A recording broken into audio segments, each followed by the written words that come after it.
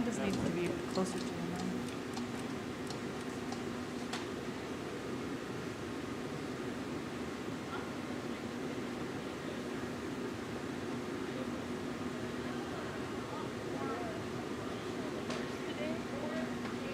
I got so warm. My arm got so warm last night. Super, super hot. Testing. Testing. What up, money?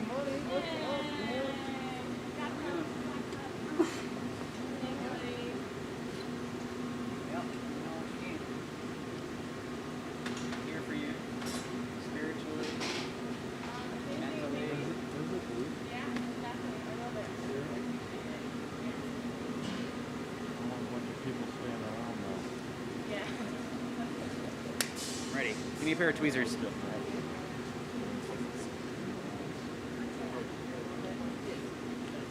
But I know they have really more people. I'm so sorry. I totally forgot it. You know, like a... What'd you forget? What'd you forget? I don't know. Oh.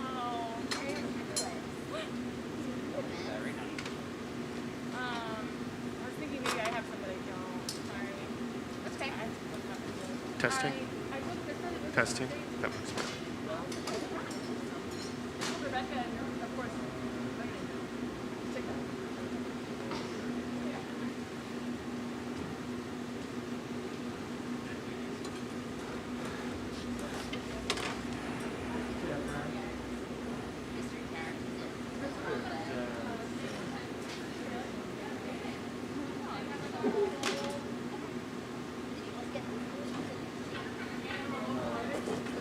And a pleasant good afternoon, and welcome to the Amphitheater. Welcome to the Guest Artist Series. Today's guest artist, Christa Westbrook. Let's have a round of applause, a little bit of love for Christa. Christa's down front with the blue shirt on. And she is going to be ably assisted by a whole host of Super Soul friends today. We have Darren, who will be in the baseball cap. We also have Michael B. Aaron at the furnace. Gio is here. And Kat Burns along with us.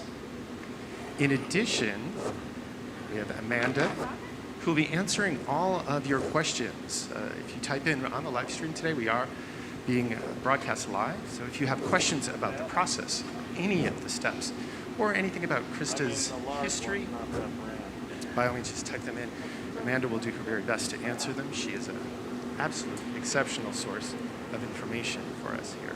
And Amanda does answer always, all the questions of the live stream, so that's a great history. Upstairs in the booth, we have Matt, and today I am assisted in narration by Catherine Ayers. And of course, my name is Stephen. It's a pleasure to be with you, all of you. Great, I'm understanding that I need to increase the volume just a bit. Thank you.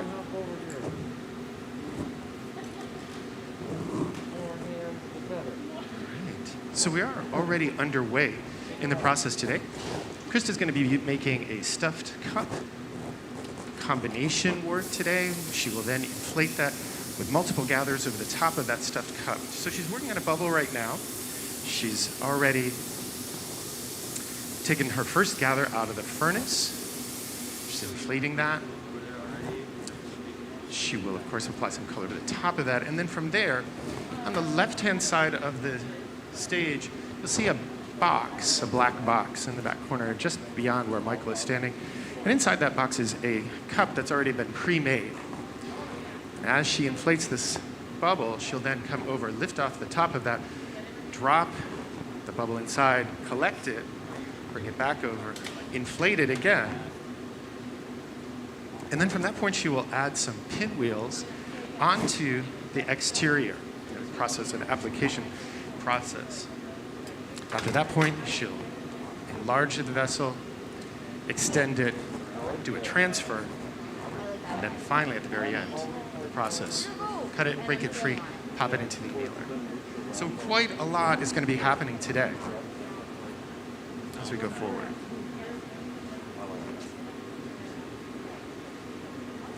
So for those of you who may not be familiar with the hot shop, we'll just walk you through some of the general areas and the equipment that we'll be using today.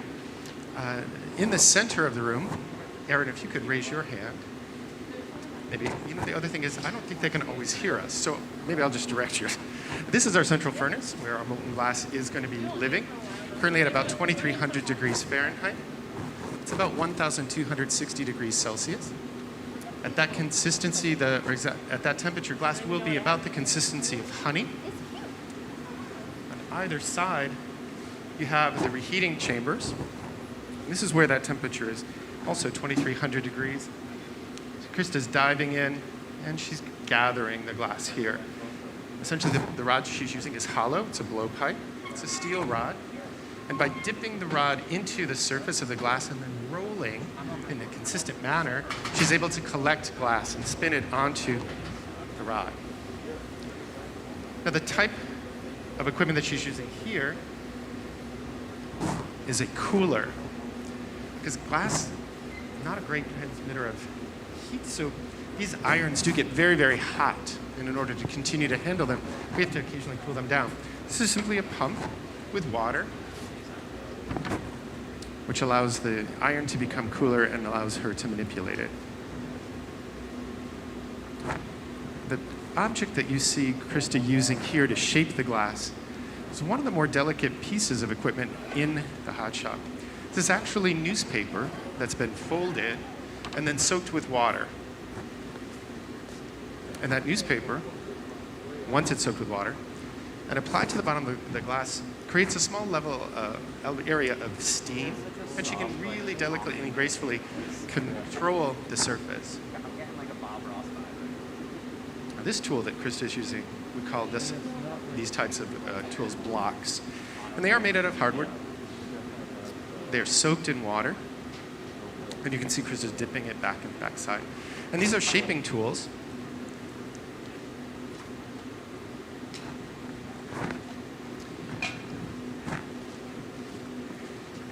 One of the things you'll see today is the alternate inflation method, because of course during COVID we're not able to blow directly into the blowpipes. So we did create a method by which air can be put into the blowpipe safely. This small sleeve fits over the end of the blowpipe, and compressed air is operated through a foot pedal, and you'll see Christa using that multiple times today. It's about 1 to 1.5 pounds of air pressure. Not a lot at all, but certainly enough to provide air into the pipe.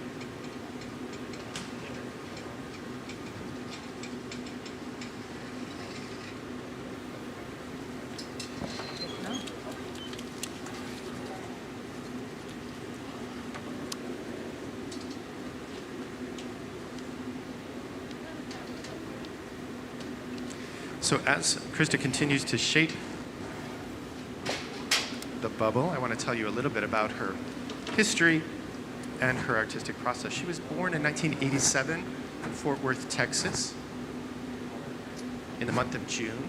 So we like to say that Christa was born for the heat. She first discovered glass at age 16 in high school in Liberal, Kansas. And Christa comes from an artistic home. Her mother is a high school art teacher. So creation has been a part of her history for a long time. In fact, today's patterns that Christa's making the shape comes from a very long history of women working in creative ways in her family. Christa's of the Choctaw tribe of Oklahoma, First Nations tribe. And it was through this interaction with her great-grandmother at first, Velma Thursey Holcomb Wages, her full name, that Christa started to understand patterning and accumulation as creative techniques. And you see that. These are quilts that Christa's grandmother and great-grandmother and mother have created. And it's through this process of taking pieces in a social environment, many people working together, and adding pieces together, that Christa has developed her pinwheel shape. And I'll speak more about that in a moment.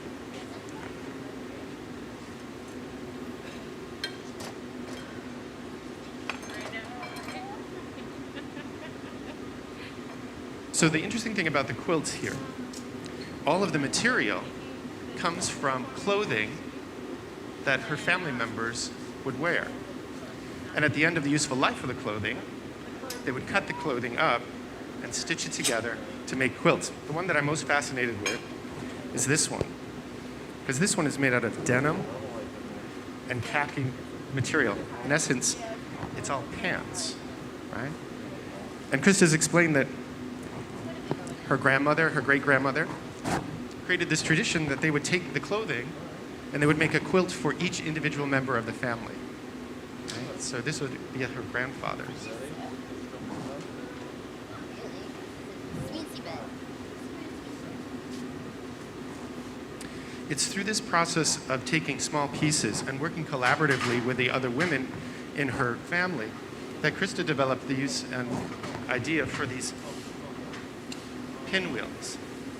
And these are the pieces that will be applied. You can see the large image at the far left side of the stage. That is going to be the end result of today's piece. This is one we made in practice earlier in the week. But these pinwheels are made from a series of small cane. So the cane that Christa is using is called veiled cane. And what she does is she takes a clear gather of glass, puts a color over the top of that, and then stretches that gather out over several feet, 10, 15, maybe 20 feet at a time. Once it cools, she'll cut it to make these pieces. She'll then arrange them on a plate. She'll collect them into a cylinder, pinches one end of the cylinder, opens it up, creates a pinwheel. She'll do this multiple times, put them in the annealer and let them cool down. Once they're cool, she takes the one that she likes, the different sizes that she likes. They'll be reheated, and then they'll be attached to the vessel. And we'll see that process as we go along today.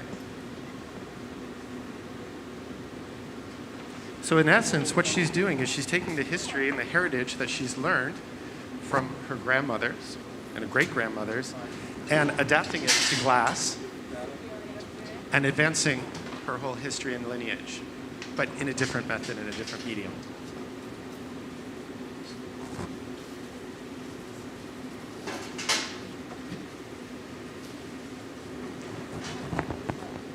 So one of the important roles that you will see today as part of the team, Michael is utilizing this very large black paddle. And that paddle is actually wood, but it has been charred over time. And Michael's job here is to shield the heat from Christa, from the glass. So as the glass comes out, it's radiating a large amount of heat. And in order to continue to manipulate it, you'll see Christa has that silver sleeve. And she'll use other protective devices today. You got a drill and everything with your tungsten?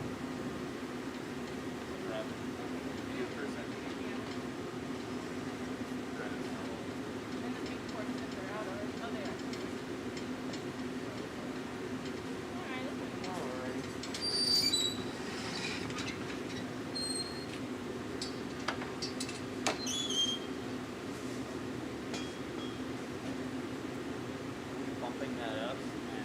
Yeah. It's 10, 50, or 11. The oven. It's holding at 11, I think 11 maybe. Goes to 11. We're gonna do a step next, and then we'll gather over the top of that cup. So it's 3 so far.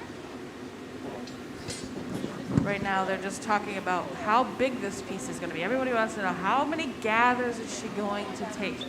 So Stephen is checking in with Christa to scope out the deal. What's going on? I have the scoop. Got the scoop. So right now we're at 4 gathers. So we gather every time we go into the furnace, we put another layer of glass on top. That's considered a gather. There are 4. The next step in the process is we're going to go over to the box there in the corner and grab the originally made cup It's called a stuffed cup, and you watch them literally stuff the bubble into the cup. Right. And then they'll gather one more time over that, so that'll be 5 gathers. All right. So I'm gonna shoot it one more time, and then we'll take it home for one. Any questions in the audience at this point? If you do.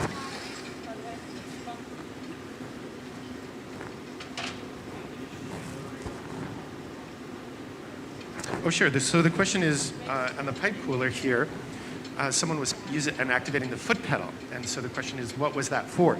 And that's essentially a mechanical pump that pumps the water up and allows it to flow into this tray so that it can have a recirculation of water so it doesn't get too hot.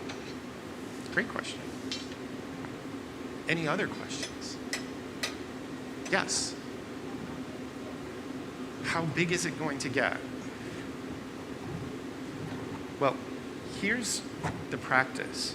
And of course, Christa's from Texas, right? So that's where that saying, go big or go home, right? And P.S., on the board over there, you see her Insta handle, @Glamazon. It's gonna get big. I don't know the exact dimensions, but I think the goal is to make it larger than this.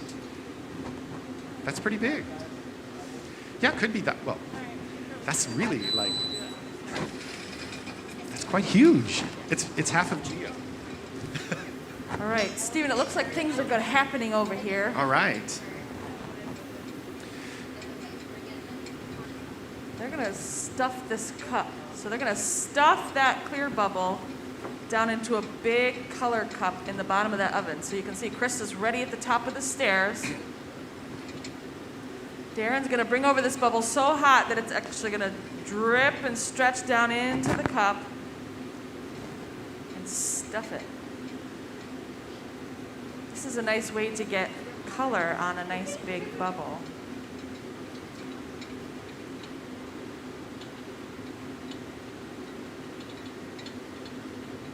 So you can see everyone's in their position, if they're not doing something, if they're not actively in the process, they're out of the way because things happen pretty quickly once you get the glass hot and gooey like this.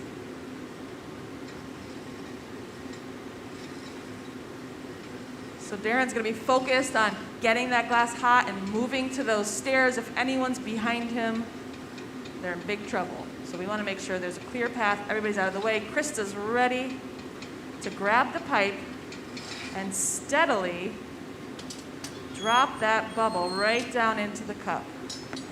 Here we go.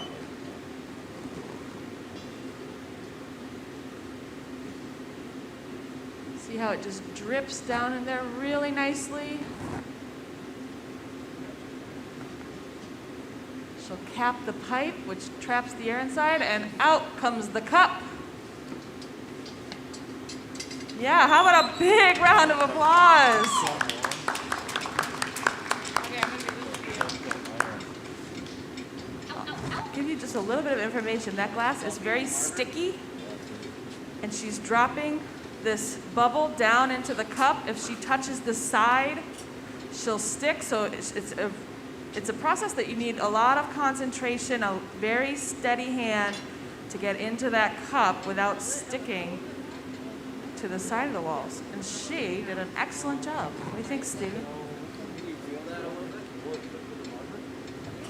Mark of a true master, for sure. Yes.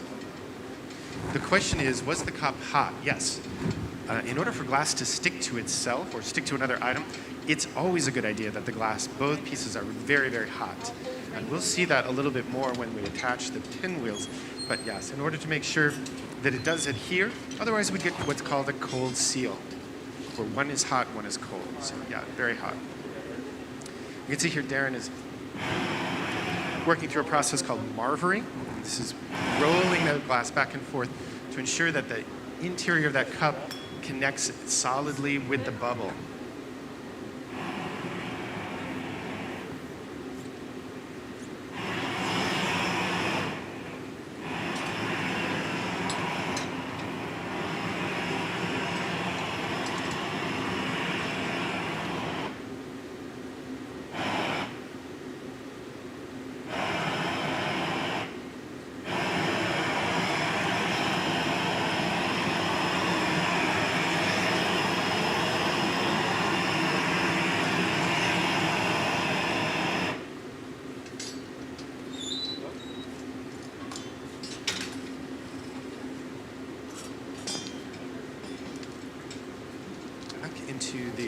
reheating chamber goes.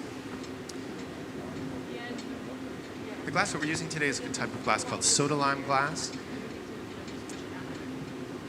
And like all glass, once heated, and once it does come out of the reheating chamber, the clock starts ticking. The interior of that glass is extremely hot, several thousand degrees in heat. And the moment that it comes out, it's going to start interacting with the ambient temperature of the room, which is about 73, 76. So that temperature differentiation is very, very huge. Also, as part of the shaping process, we use the steel tabletop in the process called marvering to shape the glass, but it also cools it significantly.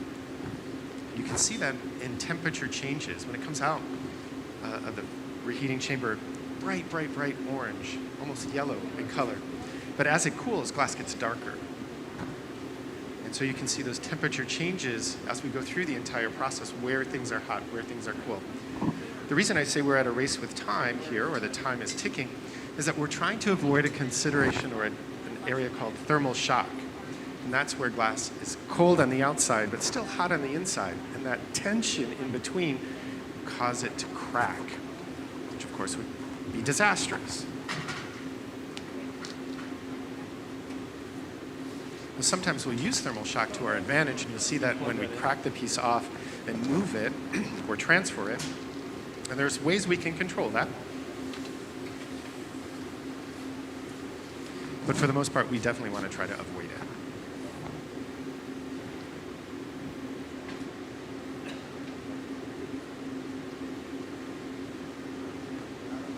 A shout out from a woman named Shelly. So hi, Shelly. Shelly is Christa's mom. She's been watching along. Hi, Mama.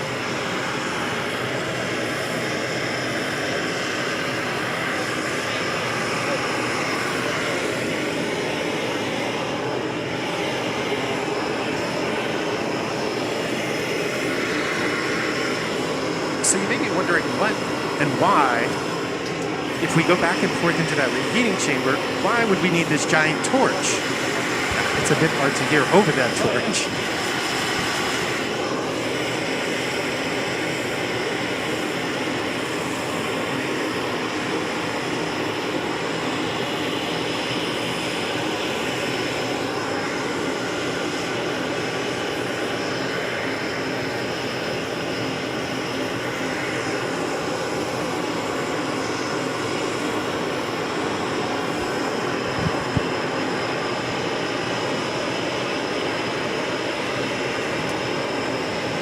If you notice where Christa is directing that heat, she's directing it at the end of the blowpipe, right?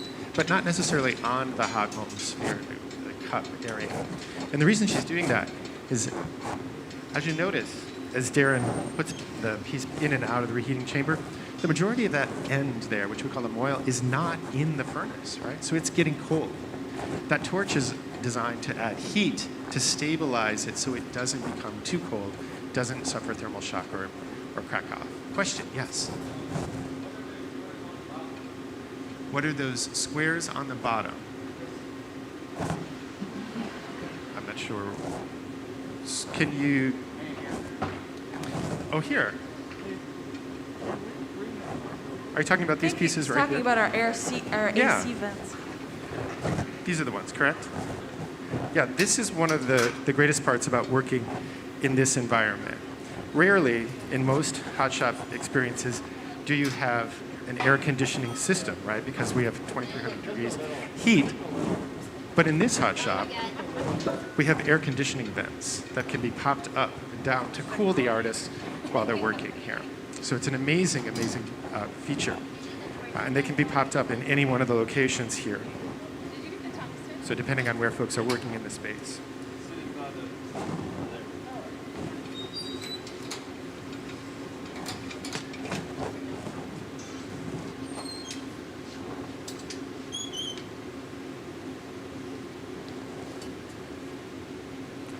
Additional shaping happening here.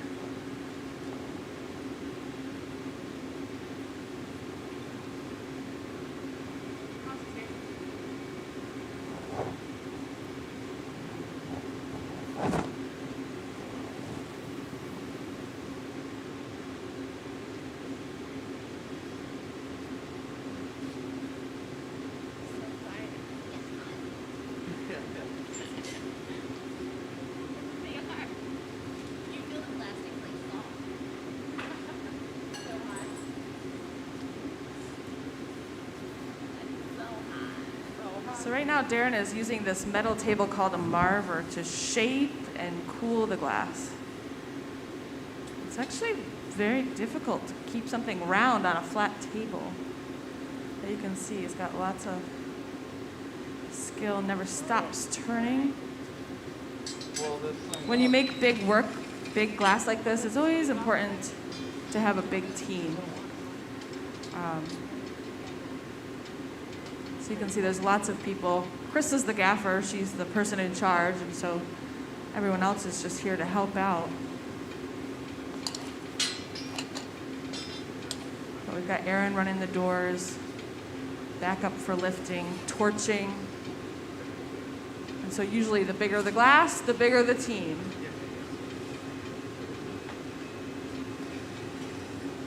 When we talk about glass, sometimes we talk about the 3 T's of glass making. Timing, temperature, and teamwork, I think, is probably our favorite T. Temperature and timing, of course, very important. So is your team.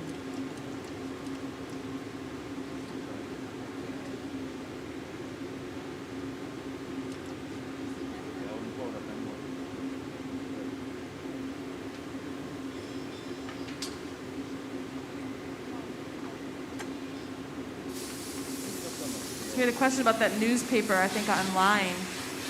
Christa was just shaping the glass right in the palm of her hand using newspaper. So this big ball of glass, it's over 2,000 degrees. She was just shaping with the local newspaper right in the palm of her hand. And I believe she brought in her own newspaper, and it's a lot thicker than the one we usually use for our normal demonstrations because we usually make smaller pieces. And so our newspaper pad is probably the thickness of 2 pot holders. She brought in one that's the thickness of about 3 or 4 pot holders. So the bigger the glass, the bigger the newspaper, because you want that extra bit of protection. She's also got a couple graphite fiber pads there on the bench as well.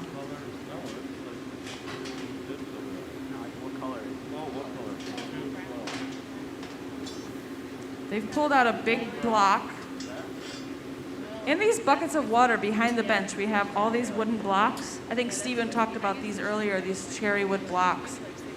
And you can see, the bigger the glass, the bigger the team. The bigger the glass, the bigger the block as well. All the tools, everything gets bigger once you start making bigger glass.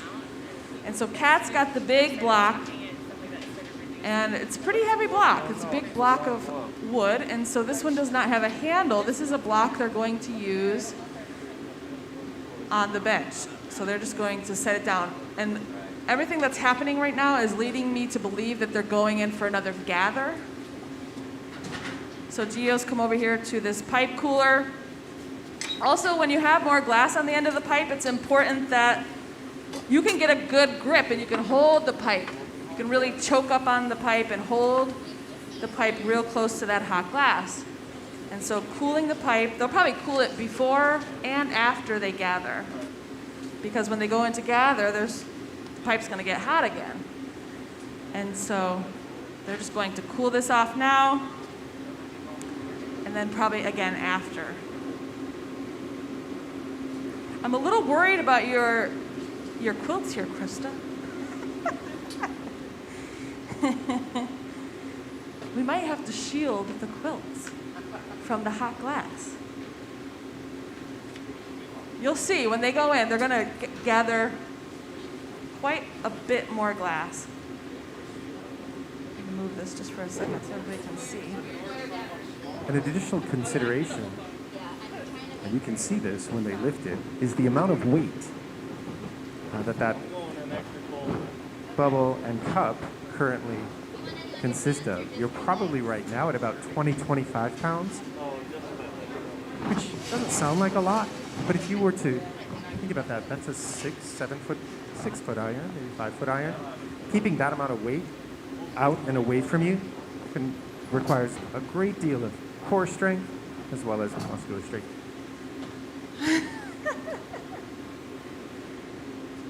All right, here we go.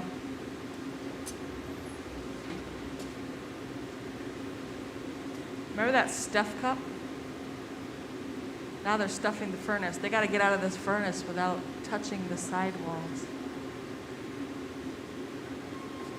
Darren is a very skilled glassmaker. He'll get out of there nice and easy, but you can see, or we're limited to the size gathers we can make by the size of that door. Beautiful! Right to the pipe cooler. Cools that pipe right off. Because like we said, we want to choke up on that pipe. You don't want to hold it way back here with that amount of weight on the end of the pipe. Gio's even holding down the pipe cooler because this glass is so heavy. It kind of is shaking around our little pipe cooler.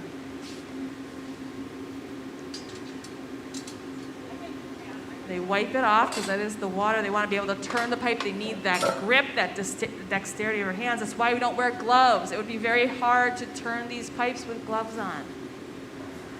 So it's just as easy to cool off the pipe, cool off the metal, than to slip on a slippery pair of gloves.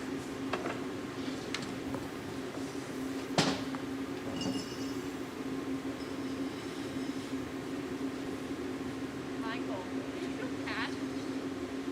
What? I think our shields are neat.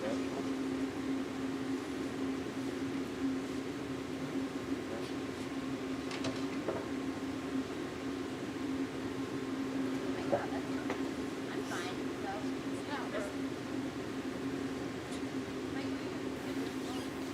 Chris is shaping with the newspaper. Kat is shielding her arm from the heat. She's leaning way over that big mass of glass, and I can tell you, that is hot. It's hot on your face, hot on your arm. So sometimes it's nice when your assistant, she's got that silver sleeve on, but sometimes it's nice to have that added bit of heat protection with those two boards. Question?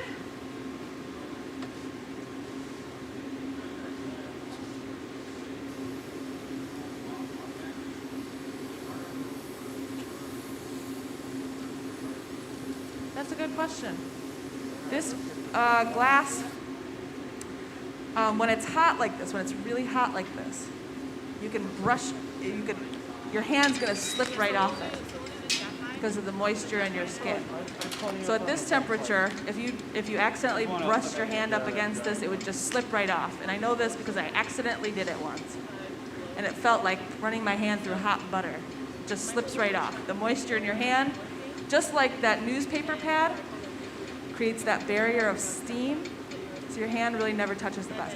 It's when the glass starts to become cooler and thinner, if little chips pop off, that's when they want to stick to your glass or stick to your arm. So at some point it becomes kind of sticky, and it will burn you. We don't usually get burned on the glass, but usually on the metal pipes. You can see we got lots of protective gear. Yeah, so hopefully there's enough moisture in your skin that it just slips right off. And then what we'll do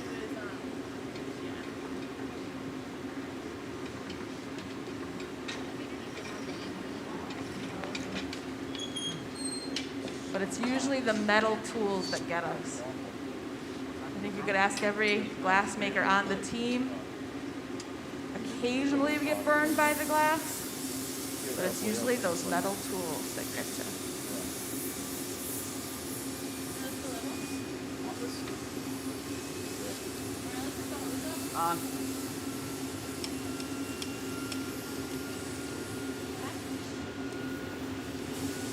And so at this point, Christa has had the team attach the blow hose. You can see that just on the other side of Darren. If you look down, you might be able to see her right foot tapping a small pedal. And this is allowing the air to go into the blowpipe and inflate the bubble. Also, one of the critical and most important parts about the process is that it must keep turning at all times to keep the bubble on center. If they stop turning at any point, that bubble will start, under the weight of gravity and the pull of gravity, the force of gravity, will start to pull towards the ground. Now, sometimes they'll use this to elongate the sphere, the shape. Most of the time, it does need to be turning always.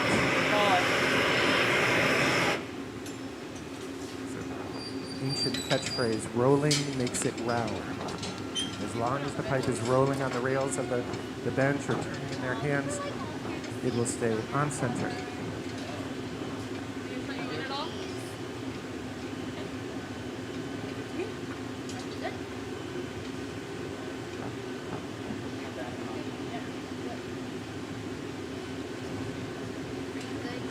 Any other questions from the audience?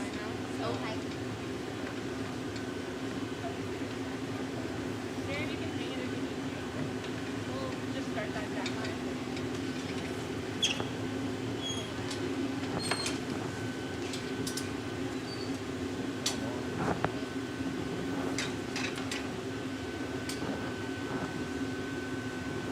So at this point, Christa is using a tool called jacks. She's putting a constriction in the neck of the object here. And by squeezing those blades down, that connection, that constriction, forced into the hot bone glass.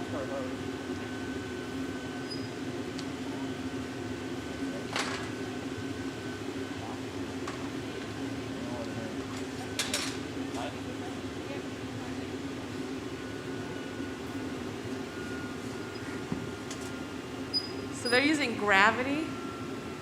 Gravity is one of our favorite tools. We're constantly fighting gravity. But sometimes we use it as our tool. And so by holding it at that angle like that, they can get the glass to stretch and elongate.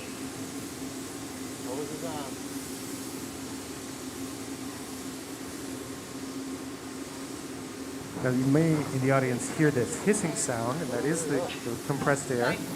But we're not heating or cooling the glass. At this point, Michael is using that compressed air to blow the heat away from Christa's face and upper body so that she can continue to work in a safe manner.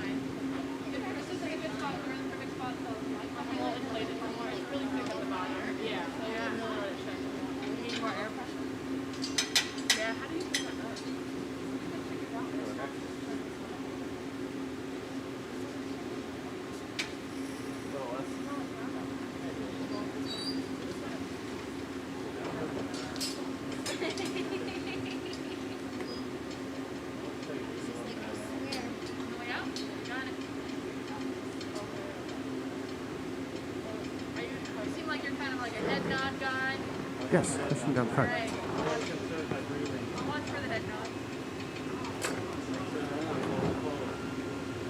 Okay, so the question is the piece hollow right now? And what is the wall thickness at this point on the interior? Indeed, the piece is hollow, yes, because we are continuing to inflate it. That wall thickness will change. When we pull the stuffed cup out, you saw that the cup itself is about 1.5 to 2 inches wall thickness here. With 3 or 4 gathers underneath that, you're probably at 3.5 inches. But as we add air, as Christa directs the team to add air, that thickness of the wall will thin out as the vessel gets larger and larger. Which you can see here.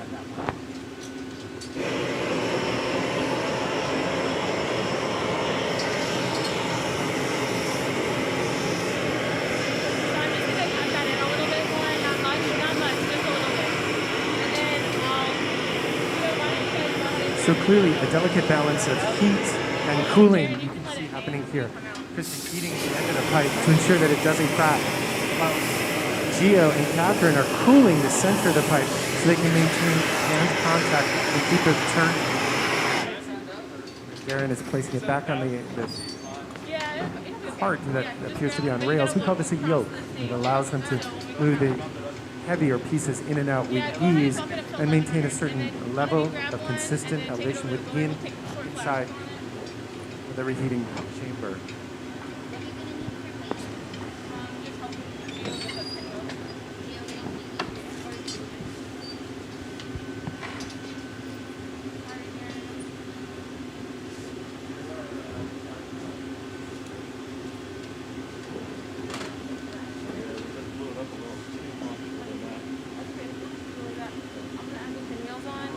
So a considerable change in the color of the glass. It's a bit darker, meaning it's cooling. You can no longer has that bright orange appearance as if it came right out of the reheating chamber.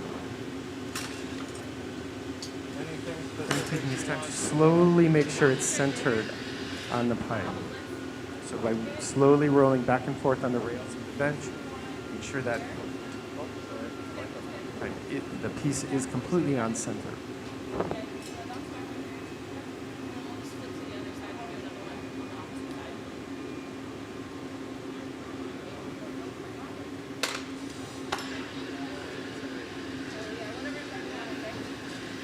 So at this point, Christa has grabbed a small torch. This looks like a red max.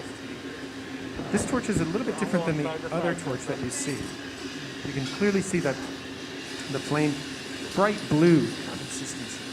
And this torch is producing a flame of about 4,000 degrees Fahrenheit. It is the hottest item that we have here.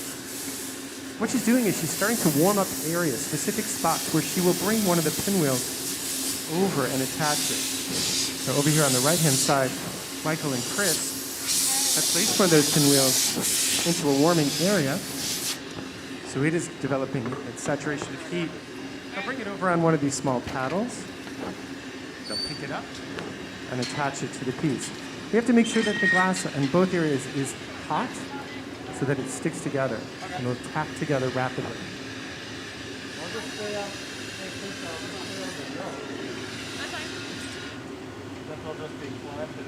Yeah, that's fine. That's fine. So Michael has one of the pinwheels, one of the pallets. He's going to go put it into one of our reheating chambers, bring it up to temperature. Once it is at temperature, bring it over to the piece, and you'll see the transfer happen. While this is happening, you have to make sure the stuffed cup vessel stays consistently warm. And it has to be spot heated.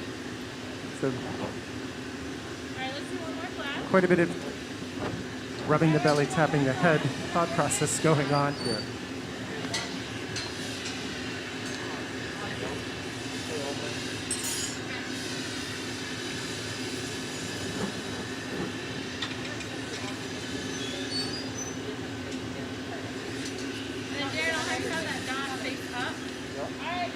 So Christa has given the indication to Michael to bring the pinwheel over. Grab it here, heat a spot, keep the pinwheel, and place it on.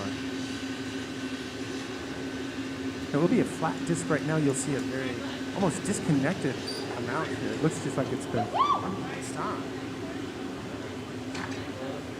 And now by putting it back into the reheating chamber, the glass is going to start to melt together, becoming one solid piece. As that pinwheel is pressed into the glass, the vessel will start to absorb it, and they will merge together. This is going to help that process along using a wooden paddle, just to press it in.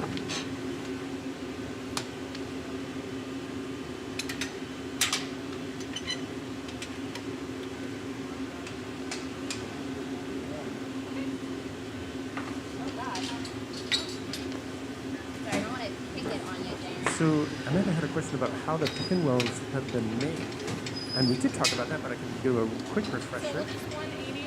In between the high action here that's happening. The pinwheels are made by creating a cane.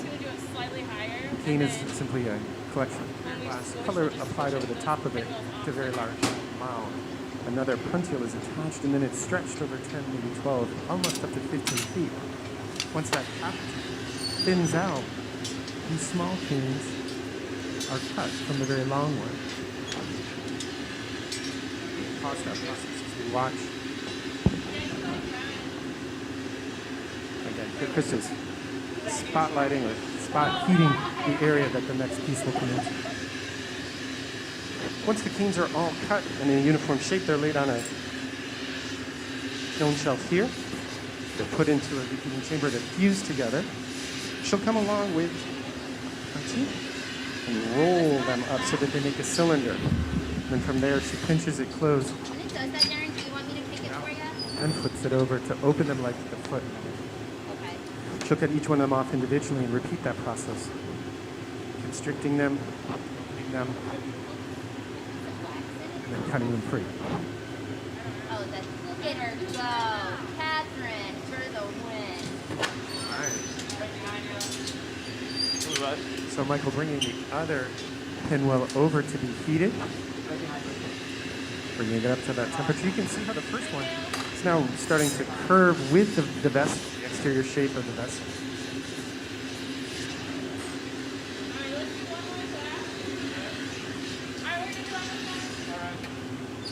Okay, Christa giving the instruction that once it comes out of their heating chamber, then Michael is to bring over the next piece.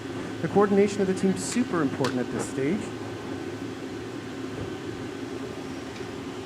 They're looking at different temperatures, they're looking at timing. Christa's giving the indication. Ready to come over. Michael quickly bringing the pinwheel. Christa has it in her hand. She's heating both the surface of the vessel and the pinwheel itself. Checking that alignment. And directing Darren to give it another flash. A flash means taking it back into the reheating chamber.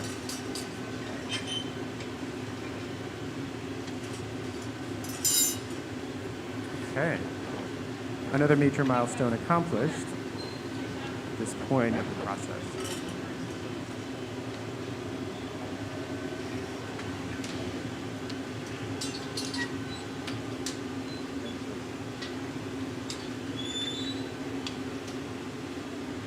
And you can see how the vessel is moving under the weight of gravity here. As it stays stationary for 1 or 2 seconds, the weight is pulling over. Darren stopped to make sure that he gives the indication when it needs to turn, rotate, and maintain center the clearance.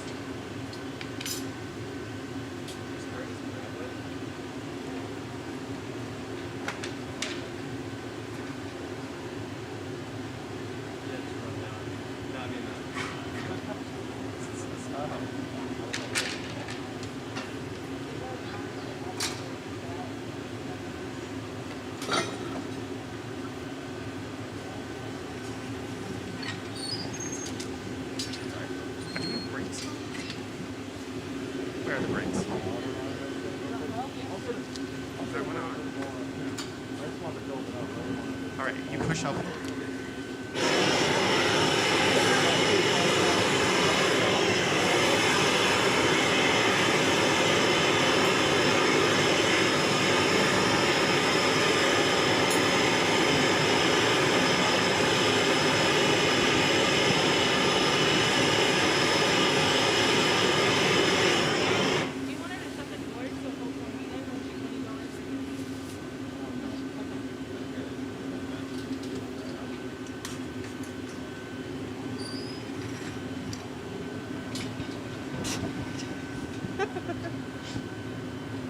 So going through a process right now of evening out the temperature in the entirety of the piece.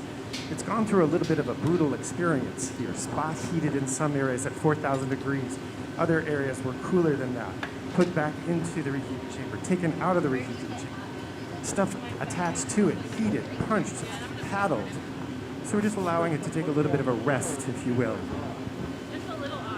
And by rest, what we're also doing is ensuring that even temperature, even heat is being applied throughout the entirety of the piece. You can see the temperature changes in the pinwheels. They're growing a little bit brighter. And so Christa is now using paddles to shape the glass, and we're also using gravity at the same time. These paddles are made out of cork, and they are dry paddles. By pressing them against the side, she's going to be able to reshape the object.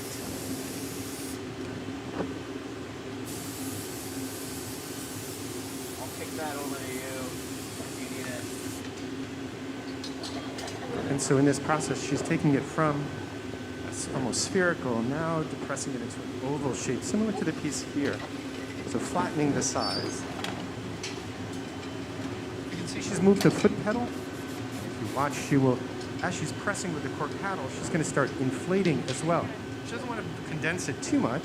She does want to make sure that it is compressed, but also that it has the ability to inflate, so she can push that air against the paddles to ensure that they become straight.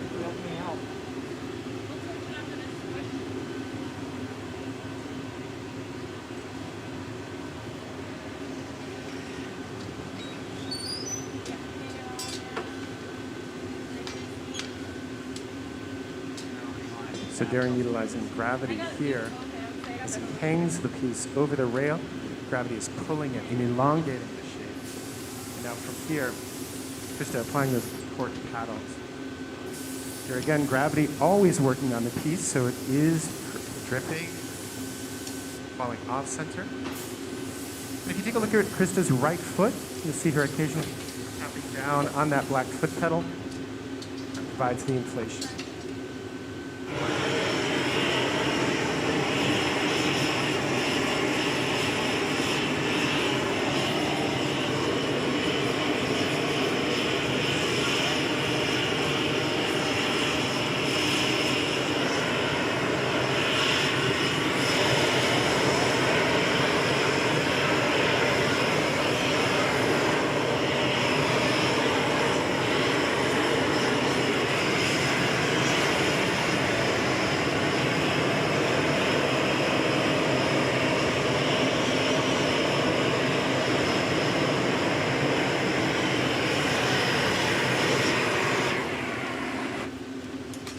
So a question we get asked a lot is, why are you using those torches? We use those torches to preheat the glass out here in the room temperature air. That way when we go back in, that area that they preheated is nice and hot, and other areas we're able to kind of cool off and settle up.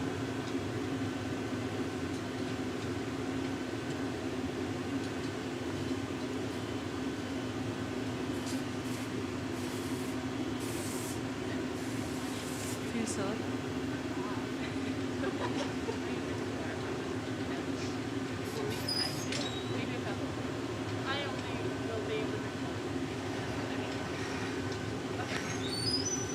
So I was just saying to Catherine that I don't think I've seen a piece that actually almost takes up the entirety of the reheating chamber.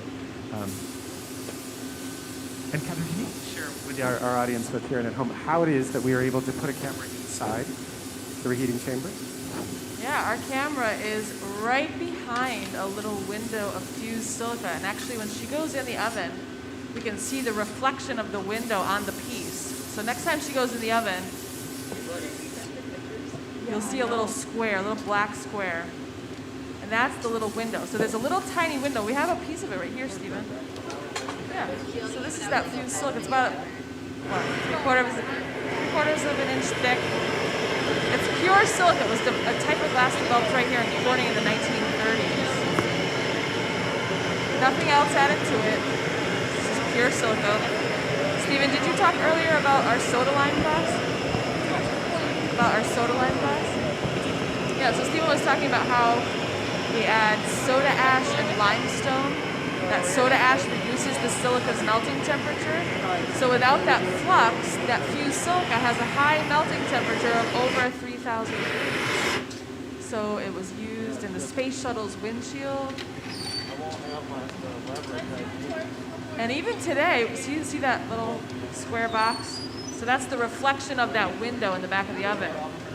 If you look through the hole, you can actually see the little window, and there's just an ordinary camera right behind it. We do put a fan on it just to keep it cool, but that's that special glass called fused silica.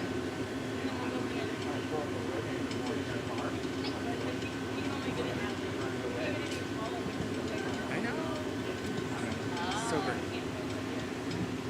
Actually, our live stream is running through that fused silica right now. It's one of the two high purity glasses that make up the core of optical fibers. So fused silica, we're all connected by glass, and especially now in this live stream, you're getting this video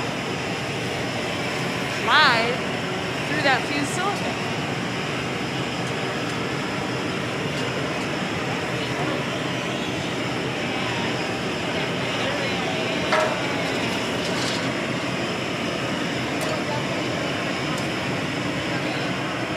See now that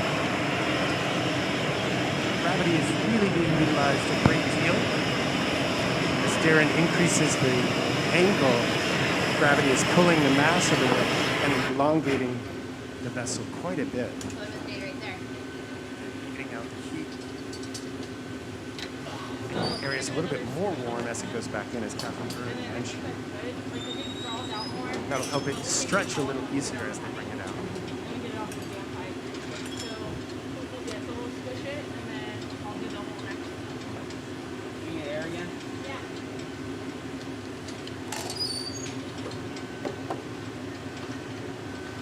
You can just hang it here too.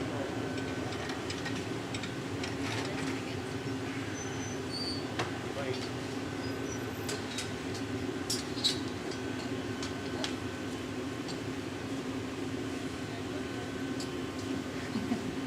This is probably an advantage to this automated inflation system.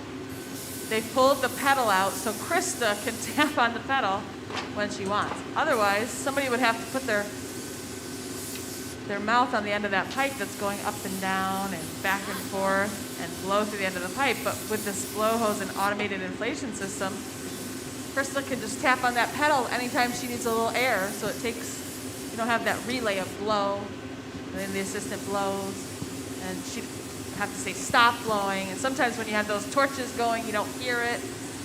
So it's kind of nice with this automated inflation system. She can just tap on the pedal and get the air in there that she needs. She's really taking a hands-on approach here. She just wiped glass with her hands. She's brave. She's a brave gal.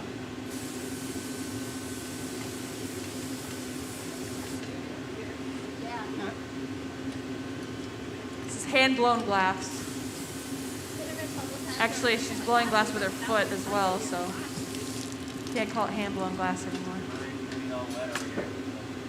I like where you put that. Oh, that's great. Cool in it. Oh, thank God. Feel that pipe go over if you want. Yeah, do you want to put that down? Like bring it over.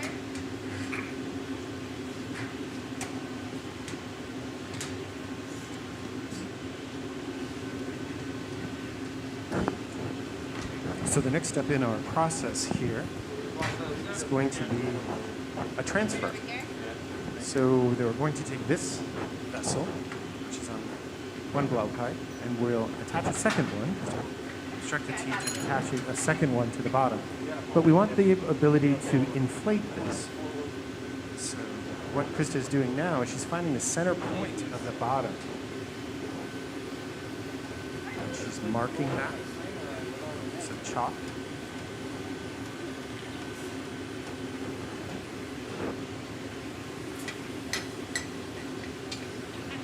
And by turning it, she's been able to define exactly where the next blow pipe will be. But in order to make sure, the bottom right now is currently solid. In order to make sure that she can get air into that, she's going to use a bit of an unconventional method. She's actually going to take a drill and drill into the bottom to provide a port for air. We'll develop a secondary blowpipe and attach it to it and then crack the first one off. Pretty critical phase in the process. Those are some nice grip here. So to do this, in order for glass to move, it has to be hot. Hot glass will move, cold glass will not. So she's spot heating Marion.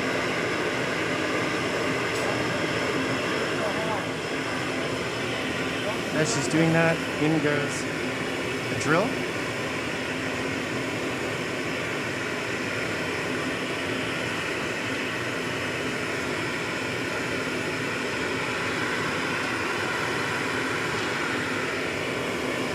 She's enlarging that hole just a bit to ensure that it doesn't close. And a quick spot examination.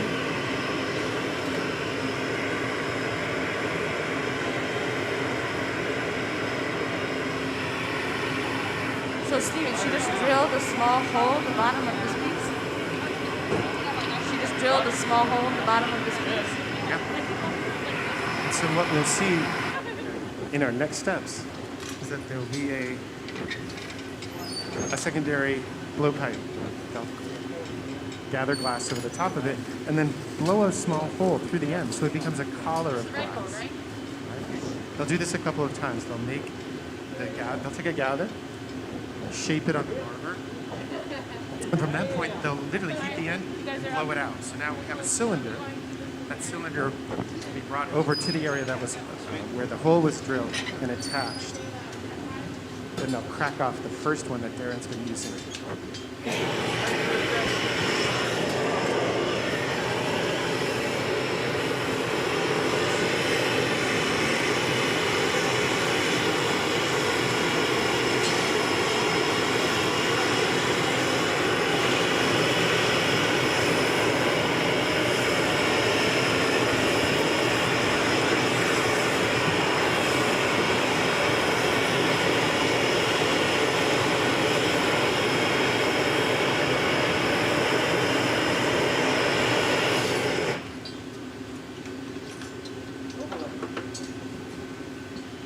I'm gonna give you a lift, Michael. Michael, everybody! Got it.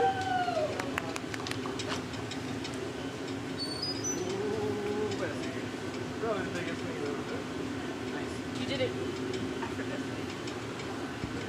Oh, thanks. That's all that matters. No, I would have tried.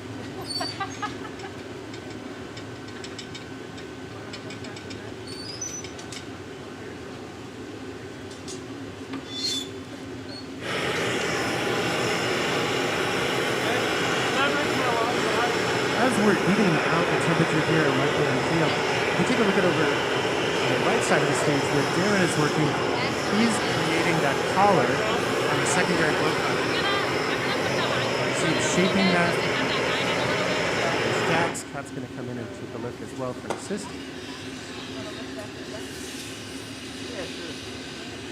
Darren using the back handle of the jacks to flatten and smooth and shape.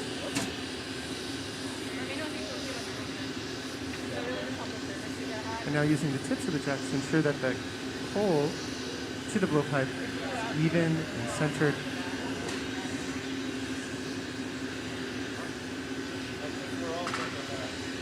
It's going to cool that handle just a bit. And then he'll keep it warm, waiting for the exact time that Christa instructs for it to be brought over and attached.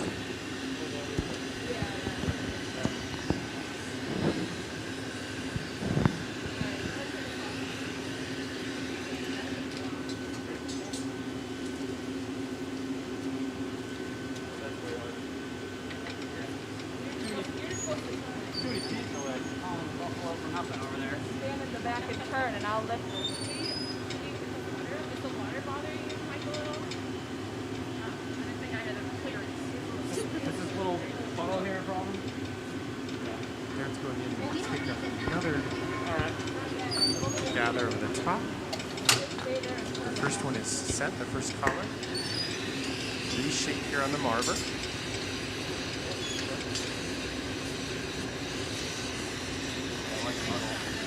That connection point does have to be quite strong, so a larger collar certainly necessary for a piece as large as the one they've created. Take a look over here. He's going to attach that tube, and you'll see him blow out the end. A small bubble will come out and pop. There it is. He'll crack that off.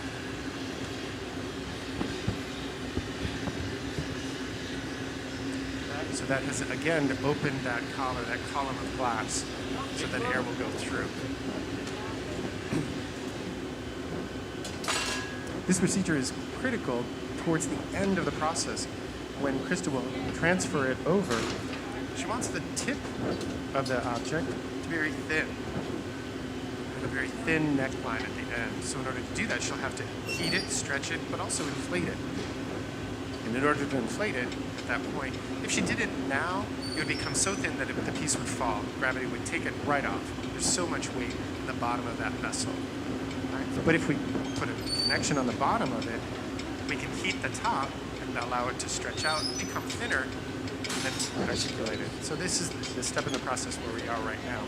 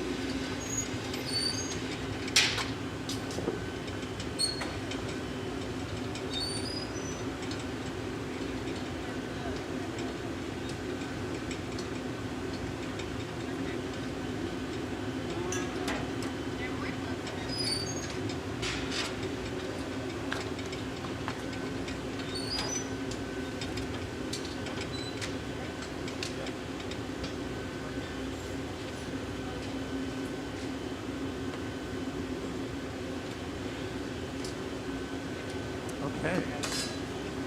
Darren at the ready. Krista's going to guide that in, that blowpipe in, centering it. Now this is going to be the area where we're going to use thermal shock to our advantage. And that's going to come on the blowpipe that's on the left, where you see Gio applying the heat. He's going to apply a considerable amount of heat. And then there'll be most likely jacks, which are metal, which will cool it and constrict it. But also there may be a small amount of water that will induce thermal shock.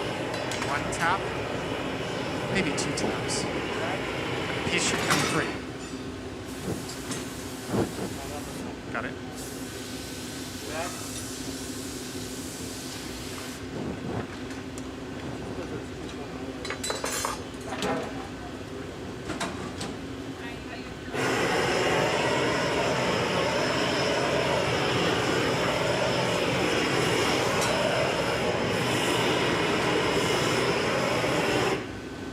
Okay, the application of water.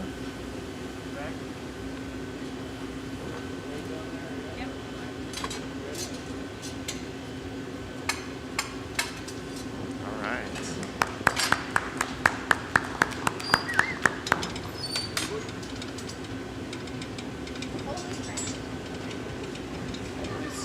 There's been a collective exhale on the stage at this point. No, I think so either. It looks okay. So let's get a couple flashes on it. Wowza. All right, and so now the top end of that vessel is open. The bottom end is connected to the blowpipe. And we'll see Christa start to stretch that area out. The wall thickness at the top is still quite thick. And so she'll elongate that form. Then she'll use some tweezers to pull and shape the glass to thin it even more.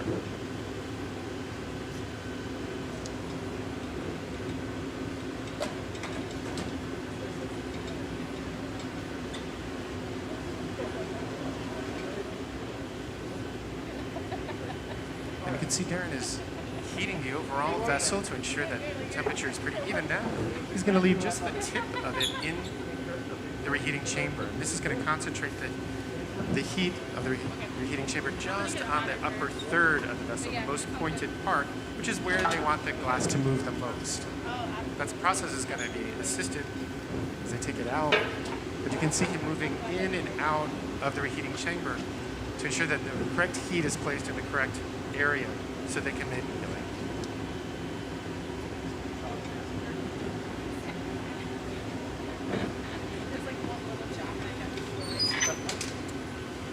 So here too we can see the difference in color, which is also an indication of where the glass will move freely. So we're just going to constrict that hole just a bit using that newspaper, tapering it down.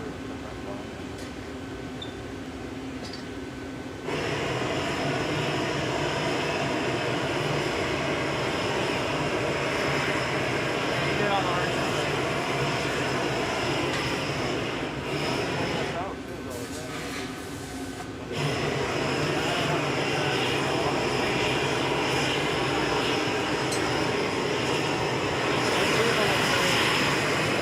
Put on your high heel shoes, Gene. Thank God you got your docs on. Yeah, they go off, yeah. There's nothing else in it. So here too, a vessel this size, we want to make sure that there's consistent heat at all times. So you see Gio is bringing it in, a couple rotations, ensuring that the entirety of the vessel stays neutrally warm. Bring it back out to heat just the lip. Again, to manipulate and shape it.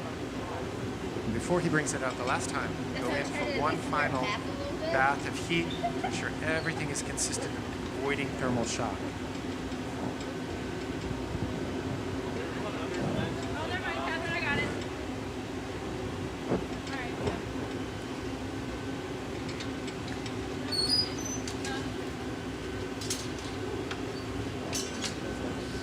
You can see Geo gently setting that massive piece of glass.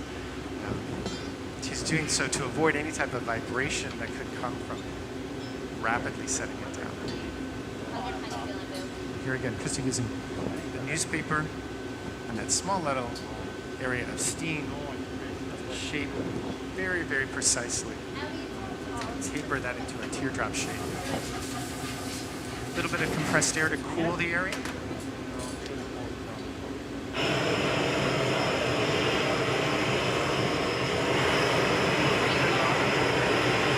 And now the application of heat prior to going back into the furnace to ensure that that area will become even more fluid and even hotter.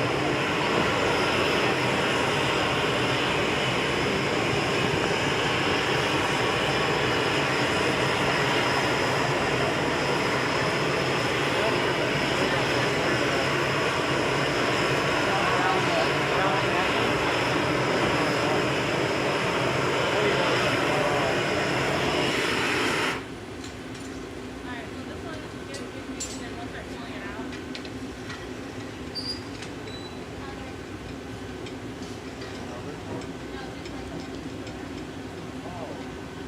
You know anything? Yeah. Checkpoint 2. Looks like it. Right behind you. Yeah.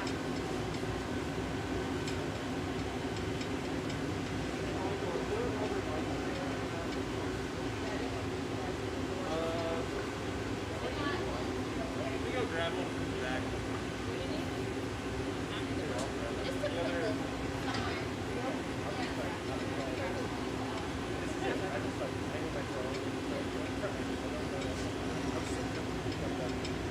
So, Kat, as soon as I am done pulling, you might go ahead and start pulling it. I'll be on the patio, you can't smell that. Yes. Okay, so even more evening out of heat in a vessel this size, that's going to be critical.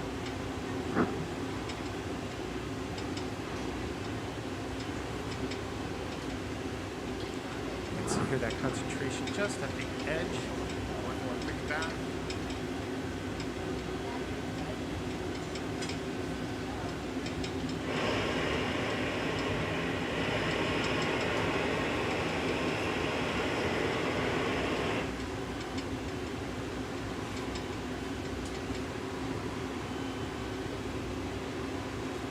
Alright, let's All right. back one, yeah. All right, so Christa's given the all clear to take it out. She's going to do a little bit more reshaping. Oh, yeah. Hey, you think on that?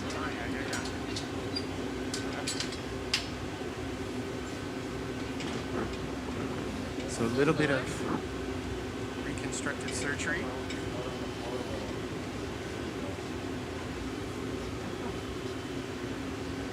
And Krista is now using those tweezers that we talked about to shape and pull and stretch the glass.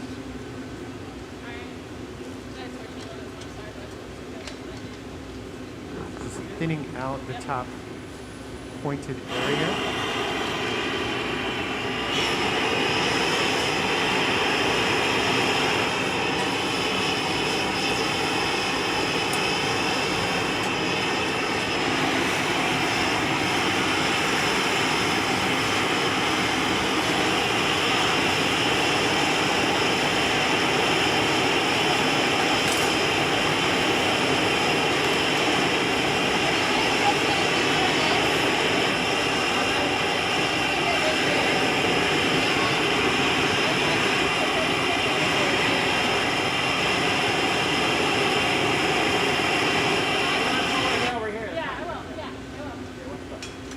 So here too, you can see the variation in color indicating the different areas of heat and mobility within the glass at this point.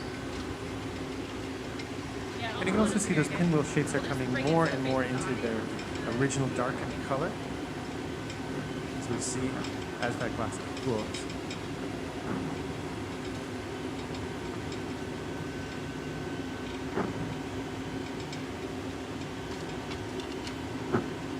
Yes. So the question is, will we be able to see this piece if you come back to the museum tomorrow?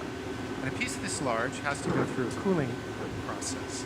So we call that process annealing, where we gradually, over time, take it from its several thousand degree temperature to bring it down to about a room temperature where it's safe to remove it from the kiln.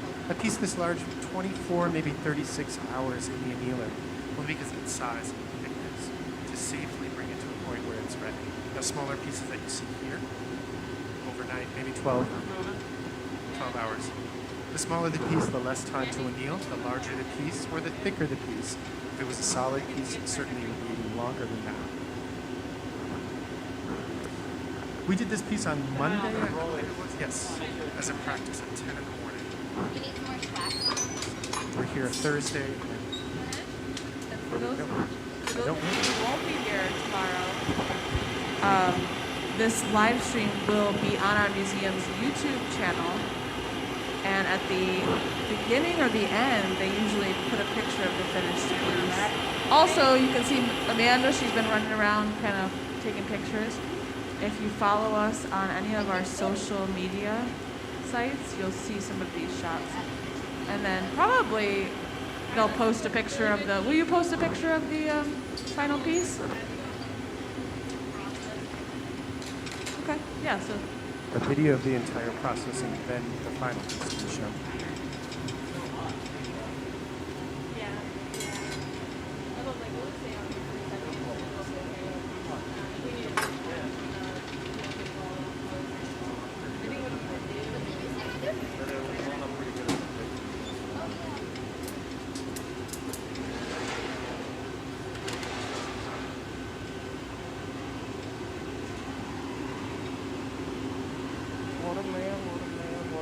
What a mighty good man. So the question from the gallery atop was, do we need any more assistance? And I'm looking around the room and I'm just noticing that we have quite a representation of different states within the country. Darren is from Buffalo, New York. Kat and Chris Gio from New Jersey. Aaron and Michael from Nebraska. Of course, Christa from Texas and Oklahoma.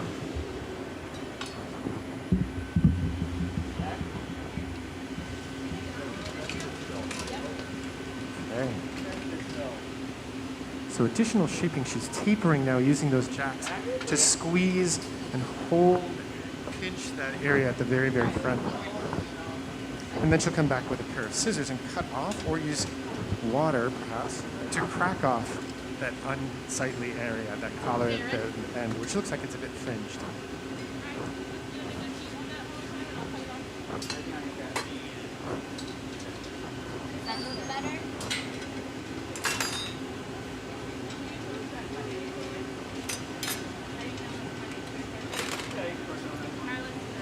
Just get a good class for the whole thing. Put wax on there.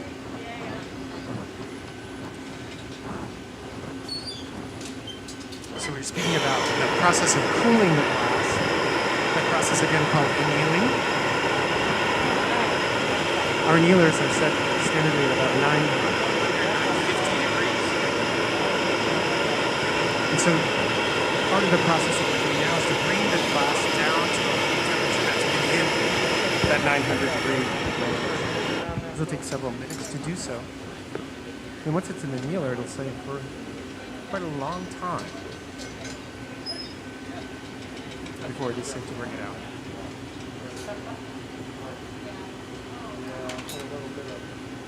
That annealing process is governed by time and temperature. So it'll sit at 900, 950, and drop 200 degrees at a time, if that is the program schedule. It'll stay there for several hours. After that period, it'll drop another 200 degrees, and that process will continue. Again, for smaller works, that process is about the same. For larger works, it'll be elongated and stretched over time.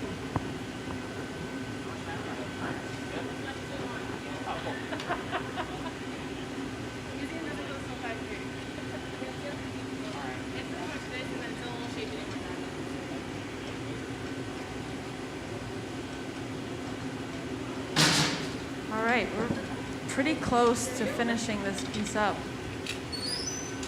They're just slowly cinching down that hole. Can't close it all up at once because it will kind of start to fold. So you kind of have to slowly shrink that down. And then they're going to cut this right off. And that's why they popped that hole. That's why Christa popped that hole in the bottom. That way when they close it off, it's not closed off completely because the air would expand as every time they got it hot.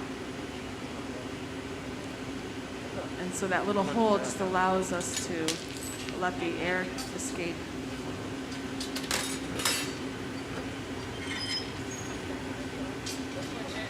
But we're getting pretty close to finishing this up.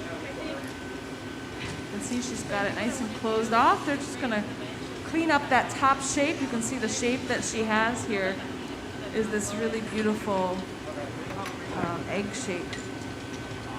And so they're probably just going to clean that up a little bit, point it up a little bit. And like I said, check this out on our YouTube channel. You can watch the whole thing all over again. You can watch guest artist videos. Everyone we've ever made here in the amphitheater, which is a lot. And Also, you'll be you able to can- see that final piece. Yeah. I just wanted to point out you can follow Christa on Instagram If it was mine, I would try. Amazon Glass.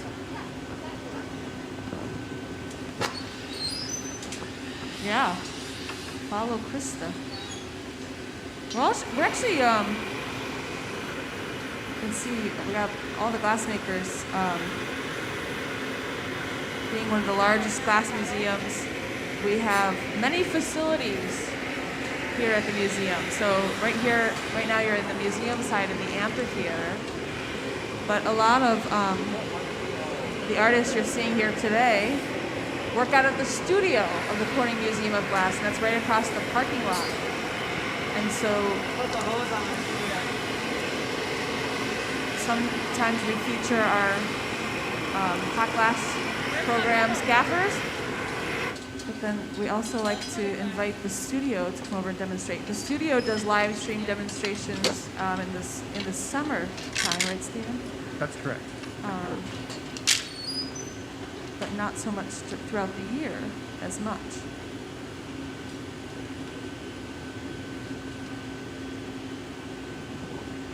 You're correct, Catherine. Live streams at the studio happen during the winter during our intensive class series where we offer classes to the general public from around the world. Also in our summer series, generally Wednesdays at 11:30 in the morning. Take about an hour. You can tune in this winter. Yeah, so looking around, most of the glassmakers here on the floor teach classes at the studio. I know most of them rent time at the studio. So Christa teaches classes, I believe, furnace and torch working. Yes, Christa also teaches a jewelry making class at the torch. It's flame working, where she vaporizes metals onto the surface of glass to create lustrous effects. But I think you're right. Almost everyone, in fact, everyone on the stage is either a teacher or a teaching assistant. Yeah.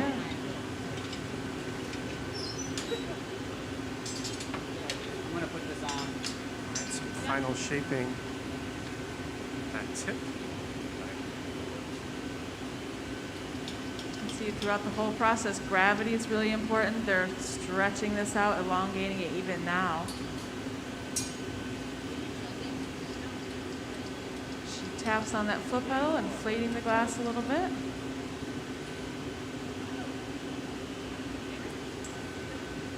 And then really gets in there with that newspaper to shape the sides.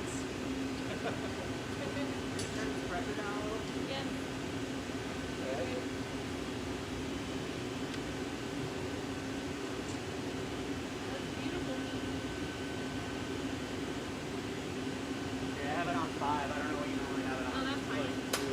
So, What was the volume? It's probably good. Derek, can you be just like a little bit deeper for this next one? So Christa, directing the team for another reheat. About halfway up the piece, which means that it does need to be reshaped a bit.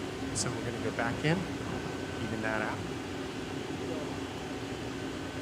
Again, using the cork paddles to compress.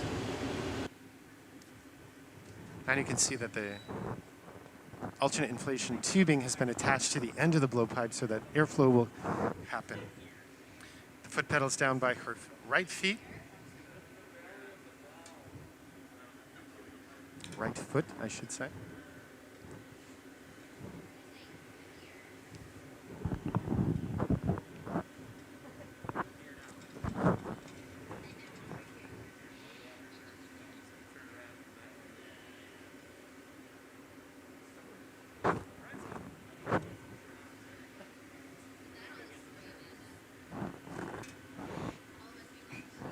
You can see that shape has taken on a nice round shape, and the shape Christa is looking for is that flattened egg shape. So they're going to use those corks again. Cork is a really nice tool because if you use any other tool, you risk scratching the glass. So by getting in there with those corks, she can rub the glass and not risk scratching the glass. If you used wood, if you used metal, it would scratch the glass and it wouldn't be as clean. So by getting in there with the cork, you can really shape that right up. And squeeze it and press it, and it just kind of slips off the glass.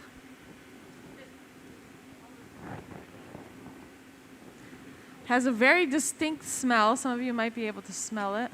I know with the masks on, we can't smell it too much, which is fine by me because I don't love the smell of burning cork. Either you love it or you hate it.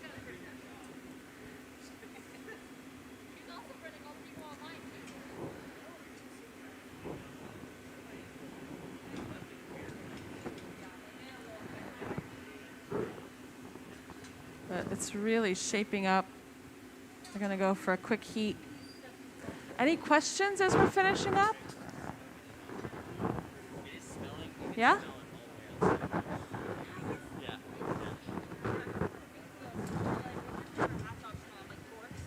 Yeah, so how do we know, so how does Christa or Darren know when to take it out of the oven? So Christa knows how much shaping she wants to do. So if she really wants it to stretch and elongate, or she really wants to squeeze it, she knows they need to see a little bit of movement. Now, if they don't want to shape it at all, and they just want to keep it hot so that it doesn't crack and break, they don't want to see any movement. They're just going to go in for a few seconds. So they look for it when they switch directions, they can see if it kind of moves a little bit. So they're looking for a little bit of movement.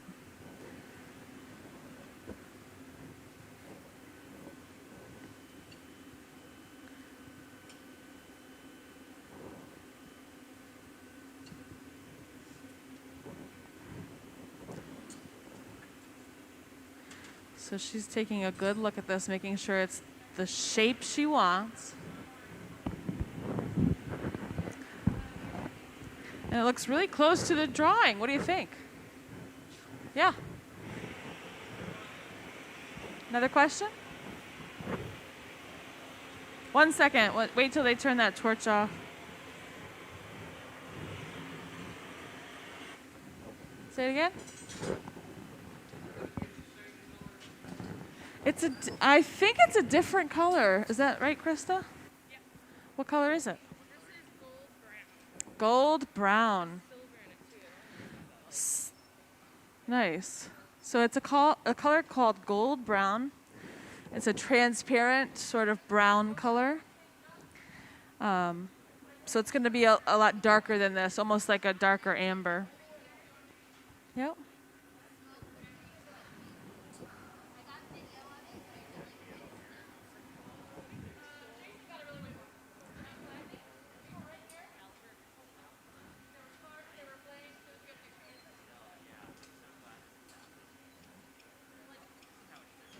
I think this is nice. We always talk about this inflation system and how much we dislike it. But I think this is one of the applications where it's nice because Christa can actually get outside the bench and inflate the glass. And Catherine brings up a very interesting point. For furnace workers, so much of their training has been involved in understanding how to turn, how to heat, and how to blow. Also, in their process, they generally work in teams where one person is at the bench, kneeling down or squatting down, and has their mouth on the blowpipe as it's traveling on the rails back and forth. So when the pandemic came and we were not permitted to blow into pipes and share pipes for obvious health reasons, it became an interesting dilemma. How does this art form, which has been developed since the Romans or even before, how do we continue in a safe manner? And so the alternate inflation technique was developed, but the learning curve was really strenuous and sometimes arduous for folks to get their brains around and their hands around after learning so much and spending so much time developing a technique and a fluidity and an understanding, much like an athlete would. So it was a big shift, both mentally and physically, for our gaffers here. And our flame workers as well. I am a person who operates in the world of flame working, and here too we would normally blow on very thin blowpipes made of glass themselves, but of course we could not do that. So utilizing alternate techniques as well, not to the degree that the furnace workers had to make that Herculean effort and jump and shift. People ask us all the time, are you going to go back to the way you've done it before? And we said, we will, of course, and then this will be just a nice tool to have in the toolbox. Sure. So if it's good for some things. It's not ideal for the glass blowing process, per se, but it'll be a nice tool to have. So you can see that Michael is not dressed for Halloween. In fact, he is suiting up with some very multiple layers of protective gear, which is an indication that the piece is going to be cut free from the blowpipe and put into the annealing ovens. So you see him with a face shield, neck guard. This piece is emanating quite a bit of heat, radiating outwards. And when it is cut free, he will hold it in his hands and walk it to the annealer.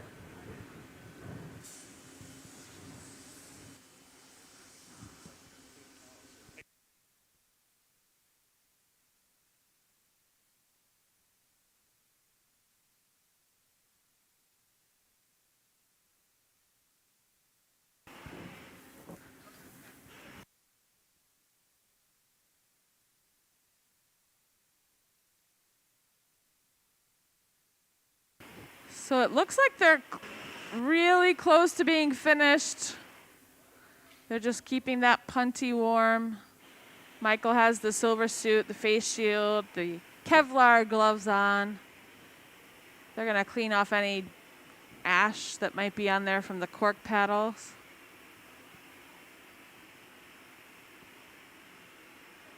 But it's a beautiful shape, beautiful piece. Can't wait to see these colors in the morning. You might be curious as to why Christa was sweeping the piece at the end. And she's simply removing any bits of cork, any fragments that might have been on the piece. So by using the small whisk broom and rapidly just addressing the surface, she's removing anything that would be stuck on there and then be part of the annealing process.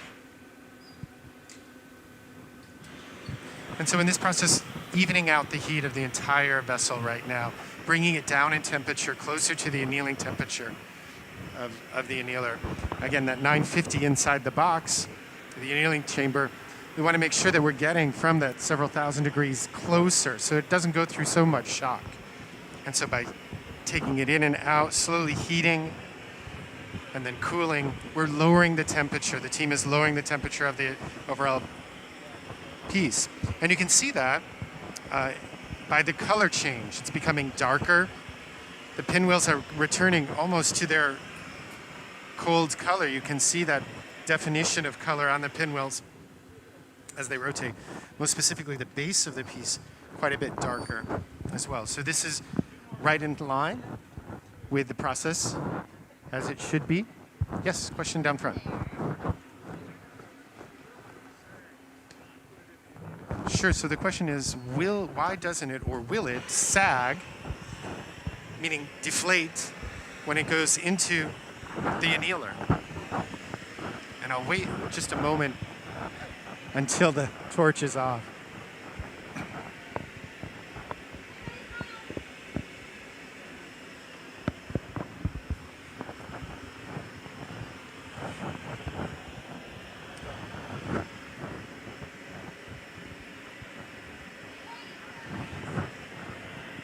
Essentially at 900 degrees, the glass is still relatively hot, but it's not hot enough to move at that point. It would have to be upwards of that temperature into the 12, 13, 1400 degree range where it would become malleable or fluid.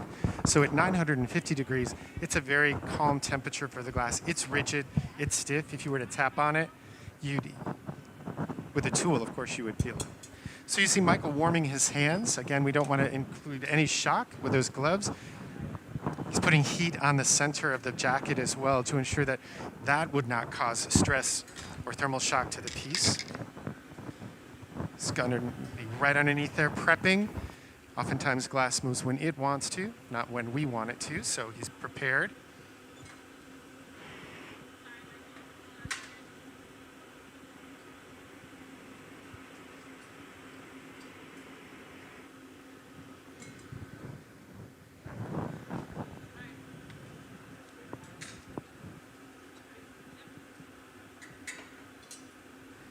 Right. And into the box it goes. All right, so give it up for Christa Westbrook and the team, by all means. Bravo. Yes, again, much thanks to Darren, Aaron, Michael, Kat, Gio, Amanda, Matt in the booth. On behalf of all of us here at the museum, I want to say thanks so much for coming and attending. It's been a pleasure to host and share the story of Christa, her process, her history, her Native American culture, and the way in which she's devised this technique. Again, if you have an opportunity, check out the YouTube channel. This video and this session will live in perpetuity. And by all means, check out Glamazon Glass, Christa's Instagram. She's also available on Facebook as well.